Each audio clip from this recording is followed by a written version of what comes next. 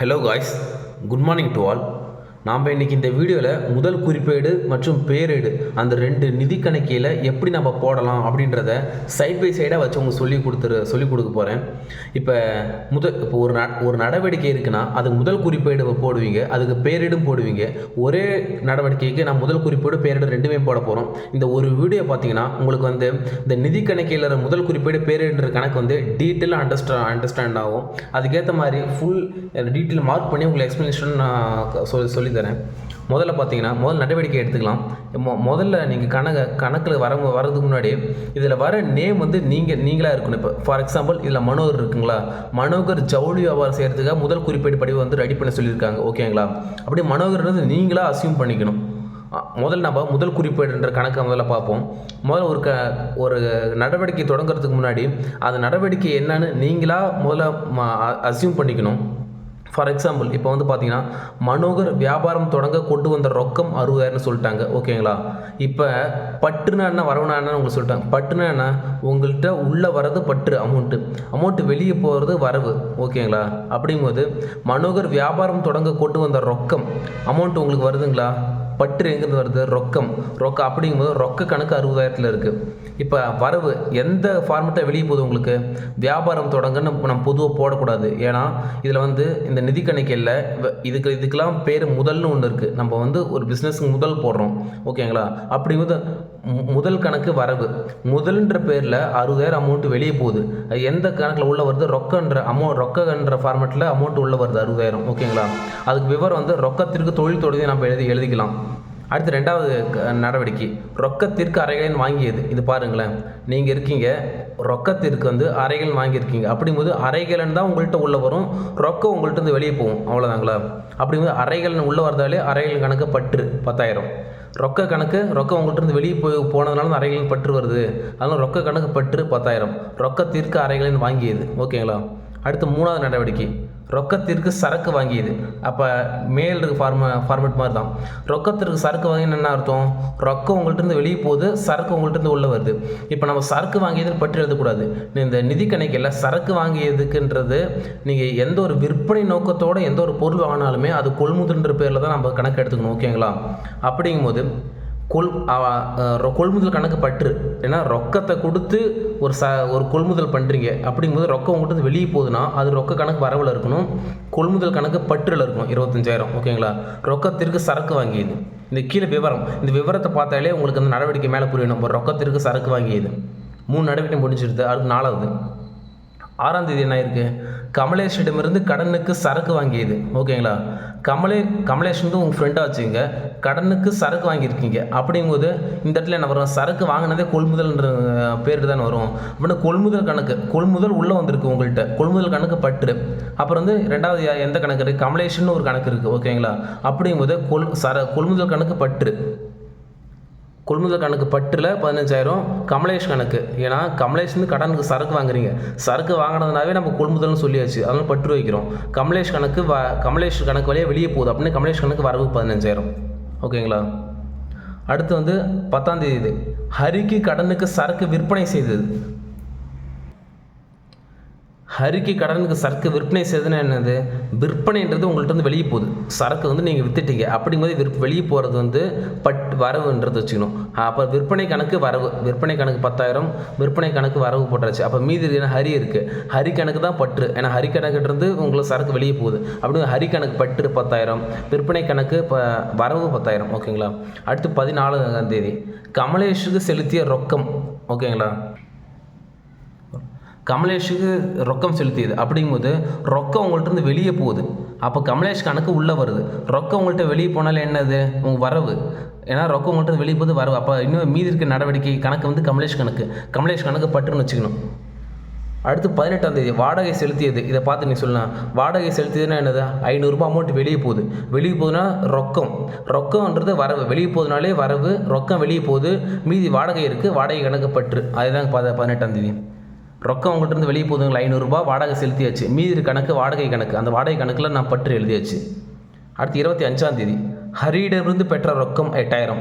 இதை பார்த்துக்கங்களேன், இப்போ ஹரியிலிருந்து அமௌண்ட் வாங்கியிருக்கீங்க, அப்போ ரொக்கம் உங்ககிட்ட வருது, அப்படியே பற்று, ரொக்க கணக்கு பற்று 8,000, ஹரி கணக்கு வரவு 8,000. பார்த்துங்க, ரொக்க கணக்கு வந்து அமௌண்ட்டு உங்கள்கிட்ட ஹரியிட்டிருந்து பெற்ற ரொக்கம்னாலே உங்ககிட்ட அமௌண்ட் வருது, ஹரியிட்டிருந்து அமௌண்ட்டு வெளியே போகுது. அப்படிங்கும்போது ரொக்க கணக்கு பற்று 8000, ஹரி கணக்கு வரவு 8000. ஓகேங்களா. அடுத்து 28ஆம் தேதி சொந்த பயன்பாட்டிற்காக பணம் எடுத்தது 4000. இப்போ அந்த சொந்த இதுக்கு பேர் எடுப்புன்னு வரும். ஒரு ஓனர் வந்து அவங்களோட சொந்த செலவிற்காக பணம் எடுத்தால் அது எடுப்புன்ற பேர் நம்ம எடுக்கணும். ஓகேங்களா. அப்படிங்கும்போது அமௌண்ட் எடுத்திருக்காரு. அப்போ எடுப்பு வந்து 10,000, ரொக்கம் வந்து அவங்க வந்து வெளியே போயிருக்கு. அப்போ ரொக்க கணக்கு வரவு. ஓகேங்களா. இப்போ எடுப்பு கணக்கு வந்து பட்டில் 4000 இருக்குது, ரொக்க கணக்கில் வரவு 4000 இருக்குது. ஓகேங்களா. இது மாதிரி வந்து உள்ளே வர அமௌண்ட்டு பற்றுனா என்ன, உங்கள்கிட்ட உள்ளே வரணும், உங்கள்கிட்ட வெளியே போகிறதெல்லாம் வரவு. அதை வச்சு நீங்கள் கணக்கு போட்டினாலே இந்த ஒட்டுமொத்த கணக்கு நீங்கள் ஃபுல்லாக பார்த்துடலாம். இந்த முதல் குறிப்பேடுறது அவ்வளோதாங்க, சிம்பிள். இதில் காம்ப்ளிகேட் பண்ண ஒரு விஷயமும் இல்லை. அடுத்தது இதே கணக்குக்கு நாம் வந்து எப்படி பேரேடு போடலாம் அப்படின்றத நம்ம பார்க்கலாம். இப்போ வந்து நடவடிக்கைகள்லாம் பார்த்தாச்சு. இப்போ நடவடிக்கை இது அப்ளை பண்ணி இதுக்கு பேரேடு எப்படி போடுறதுன்னு இப்போ நம்ம பார்க்கலாம். பேரேடு கணக்கு ஆரம்பிக்கிறதுக்கு முன்னாடி நீங்கள் முதல்ல இந்த முதல் குறிப்பேட்டில் இருக்க என்னென்ன கணக்கோ எல்லா கணக்கும் மார்க் பண்ணியிருக்கணும். மார்க் பண்ணிட்டு பாருங்களேன். ரொக்கன்னு ஒரு கணக்கு, முதல்னு ஒரு கணக்கு, ஓகேங்களா, 2. அறைகள்னு ஒரு கணக்கு, 3. நான் ரொக்கம் ஆல்ரெடி மார்க் பண்ணியாச்சு. இந்த மொத்தம் 3 கணக்குங்களா. அடுத்து கொள்முதல்னு ஒரு கணக்கு, 4. ரொக்கம் ஆல்ரெடி இருக்குது, கொள்முதல் ஆல்ரெடி இருக்குது. கமலேஷ்ன்ற ஒரு கணக்கு, புது கணக்கு, ரொக்கம் இருக்குது. விற்பனைன்ற ஒரு புது கணக்கு இருக்குது. ஹரின்ற ஒரு கணக்கு இருக்குது. விற்பனை ஆல்ரெடி விற்பனை கணக்கு இங்கே மார்க் பண்ணியாச்சு நம்ம. அடுத்தது கமலேஷ் கணக்கு சொல்லியாச்சு, ரொக்க கணக்கும் சொல்லியாச்சு. வாடகை என்ற ஒரு புது கணக்கு இருக்குது, எடுத்துக்கிட்டோம். ரொக்க கணக்கு சொல்லியாச்சு. ஹரி ரொக்கம் 2 சொல்லியாச்சு. எடுப்புன்ற புது கணக்கு இருக்குது. நான் இந்த மார்க் பண்ணியிருக்கேன் பாங்களேன். எடுப்பு கணக்கு, ஹரி வாடகை கணக்கு 2, 3, 4, 5, 6, 7, 8, 9. இந்த மொத்தம் 9 கணக்கு வச்சு தான் நாம் வந்து இந்த பேரேடு ஆரம்பிக்க போகிறோம். ஓகேங்களா. இப்போ முதல்ல நீங்கள் ஒரு கணக்குக்கும் தனித்தனியாக பாக்ஸ் போட்டு இந்த மாதிரி எழுதிக்கணும். இப்போ ஃபார் எக்ஸாம்பிள் பாருங்கள், இப்போ ரொக்க கணக்குங்களா, ரொக்க கணக்குன்னு ஒரு பாக்ஸ். அடுத்து முதல் கணக்கா, அந்த முதல் கணக்கு கீழே. இதே மாதிரி இந்த 9 கணக்குக்கும் இந்த 9 கட்டணம் நீங்கள் போட்டுக்கணும். ஓகேங்களா. அப்போ தான் உங்களுக்கு இந்த கணக்கு, அந்த பேரேடு கணக்குன்றதை போட முடியும். இப்போ முதல் குறிப்படி போட்டிங்கனாலே இதை வச்சு ரொம்ப பேரேடுன்றது ஈஸி. இப்போ ஃபார் எக்ஸாம்பிள் பாருங்களேன். இப்போ வந்து ரொக்க கணக்குன்ற பாக்ஸ் போட்டிருக்கோம். முதல்ல என்ன வந்திருக்கு, ரொக்க கணக்கு பற்று. அப்படிங்கும்போது ரொக்க கணக்குன்ற அந்த பாக்ஸில் தான் நம்ம வந்து எழுதணும். ஓகேங்களா. ரொக்க கணக்கில் எழுதும்போது இந்த ரொக்கத்துலேருந்து நம்ம எழுதக்கூடாது. இப்போ முதல் நடவடிக்கை என்னது, மனோகர் வியாபாரம் தொடங்க கொண்டு வந்த ரொக்கம் 60,000 சொல்லிட்டாங்க. இதில் நம்ம என்னென்ன இருக்குது, ரொக்கம்னு ஒன்று இருக்குது, முதல்னு ஒன்று இருக்குது. ஓகேங்களா. இப்போ ரொக்க கணக்கு நம்ம தனியாக எடுத்து எழுதியிருக்கோம். அந்த ரொக்க கணக்கில் இந்த ரொக்கத்தை விட்டு மீதி கணக்கு எழுதணும். இப்போ வந்து ரொக்க கணக்கு பற்று. அப்போனா பற்றில் வந்து ரொக்க கணக்கு இருக்க வேண்டிய தலைப்பில் முதல் கணக்கில் பற்று எழுதணும். ஓகேங்களா. இப்போ உங்களுக்கு புரியும் பாருங்கள். தேதி 1 கரெக்டாக, டேட் முக்கியம். 1/3, இந்த 1/3 பார்த்துக்குங்க. ரொக்க கணக்கு பற்று இருக்குது. அப்போ மீதி கணக்கு முதல் கணக்கு. அந்த முதல் கணக்கு எடுத்து நாங்கள் பற்றில் எழுதணும். ஓகேங்களா. முதல் கணக்கு 60,000. இது முடிஞ்சது. அடுத்து முதல் கணக்குன்னு ஒரு கணக்கு ஆரம்பிக்கணுங்களா. அடுத்து முதல் கணக்கு இங்கே ஆரம்பிச்சாச்சு. இப்போ என்னது, முதல் கணக்கு வரவில் இருக்குது. அப்போ முதல் கணக்கில் வரவில் இருக்கும்போது இந்த ரொக்க கணக்கு தூக்கி வரவில் எழுதணும். முதல்ன்ற கணக்கில் முதல் கணக்கு வரவு எழுதக்கூடாது, ரொக்க கணக்கில் வரவு எழுதணும். இப்போ பாருங்களேன், முதல் கணக்குங்களா. இதில் முதல் கணக்கு வரவு இருக்குது, ஆனால் நம்ம வந்து ரொக்க கணக்கு வரவு எழுதியிருக்கோம். ஏன்னா முதல்ன்ற கணக்கில் அதுக்கு அந்த நடவடிக்கையில் என்ன இன்னொன்று இருக்கோ அதுதான் நம்ம வந்து வரவில் எழுதணும். ஓகேங்களா. இது முதல் நடவடிக்கை முடிச்சுது. அடுத்து 2வது அறைகள் கணக்கு பற்று. ஓகேங்களா. இப்போ என்னது, அறைகள்ன்ற தலைப்பில் நான் பற்றை கொண்டு போய் ரொக்கம் எழுதணும். ஓகேங்களா. அறைகள்ன்ற கணக்கு ஆரம்பிச்சிருக்கோம். அரைன்ற கணக்கில் மீதி என்ன இருக்குது, ரொக்கன்ற கணக்கு நான் பற்றி எழுதியிருக்கோம். அவ்வளோ இது முடிச்சுது. அடுத்து ரொக்கன்ற நடவடிக்கையில் அறைகளின் கணக்கு வரவு எழுத போகிறோம். ரொக்கன்னு ஒரு நடவடிக்கை இருக்குது, அதில் அறைகளின் கணக்கு வரவு எழுத போகிறோம். அறைகள் கணக்கு 10,000 எழுதியாச்சு. ஓகேங்களா. 2வது ஒரு நடவடிக்கை முடிச்சுது. அடுத்து 3வது கொள்முதல்ன்ற தலைப்பில் ரொக்க கணக்கு பற்றி எழுதணும். ஓகேங்களா. இப்போ கொள்முதல்ன்ற தலைப்பு இருக்கணும், அதில் பற்று இருக்குது. பற்று கொள்முதலுக்கு கொள்முதல் பற்று எழுதக்கூடாது, ரொக்கன்ற பற்று தான் எழுதணும். இப்போ கொள்முதல்ன்ற பற்று நம்ம எழுதியிருக்கோம். கொள்முதல்ன்ற பற்றில் ரொக்க கணக்கு பற்றில் இருக்கும்.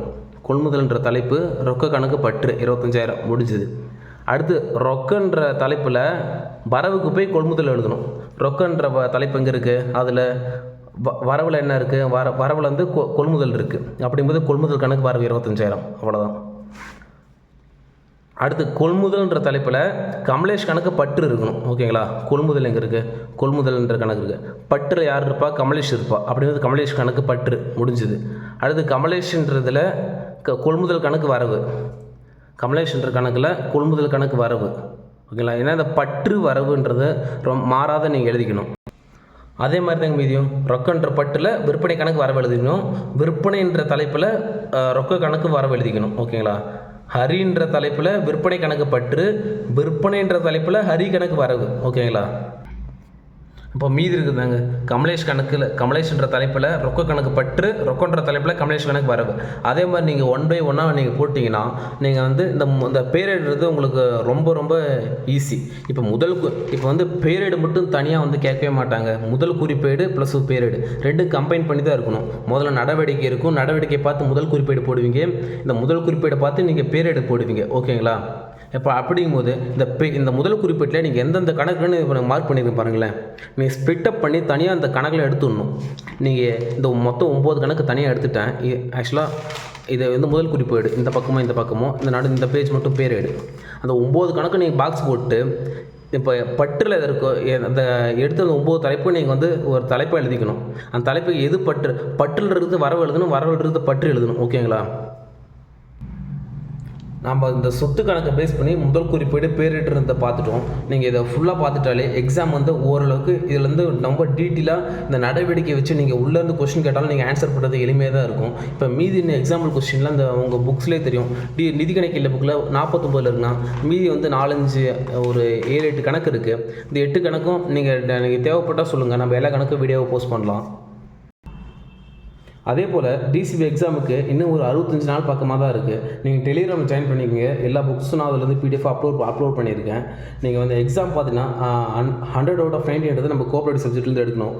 அதுக்கேற்ற மாதிரி நம்ம கிளாஸஸ் டெய்லி கிளாஸஸ்லாம் ஹெல்ப்ஃபுல்லாக இருக்கும். அப்புறம் வந்து மேனேஜ்மெண்ட்ஸ் இன்னும் 1 மார்க்லாம் ஃபுல்லாக ரெடி ஆகிடுச்சு.